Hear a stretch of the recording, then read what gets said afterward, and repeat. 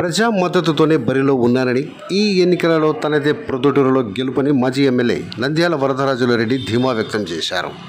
గురువారం మున్సిపల్ పరిధిలోని 9వ వార్డు నందు మైనార్టీ నాయకుడు గఫార్ ఆధ్వర్యంలో రాజుపాలెం మండలం తెలుగుదేశం పార్టీ మాజీ అధ్యక్షుడు ధనిరెడ్డి రామచంద్రారెడ్డి సహకారంతో ప్రొద్దుటూరు తెలుగుదేశం పార్టీ ఎమ్మెల్యే అభ్యర్థి నంద్యాల వరదరాజులరెడ్డి సమక్షంలో వైకాపాలో వార్డు ఇన్ఛార్జిగా పనిచేసిన రఫీ, వారి కుటుంబ సభ్యులతో పాటు 200 మంది కార్యకర్తలు తెలుగుదేశం పార్టీలో చేరారు.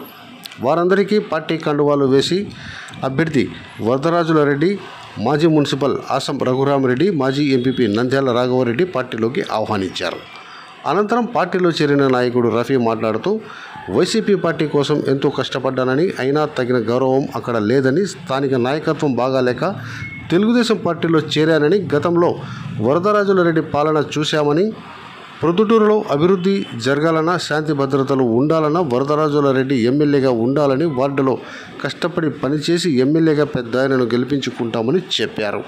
వార్డు నందు తేజపాల్లో చేరిన ప్రధాన నాయకులు షఫీబాబా, పండు, జాకిర్, హైస్వాన్, షరీఫ్, సుబహాన్, మస్తాన్, షఫీ, సతీష్, హుసేనయ్య, సాదిక్, నూర్ బాషా తదితరులు ఉన్నారు. ఈ కార్యక్రమంలో రాజుపాలెం మాజీ జెడ్పీటీసీ తోట మహేశ్వరరెడ్డి, స్థానిక మాజీ కౌన్సిలర్ టప్ప మహబూబ్ బాషా, జనసేన నాయకులు సుంకర మురళి తదితరులు పాల్గొన్నారు.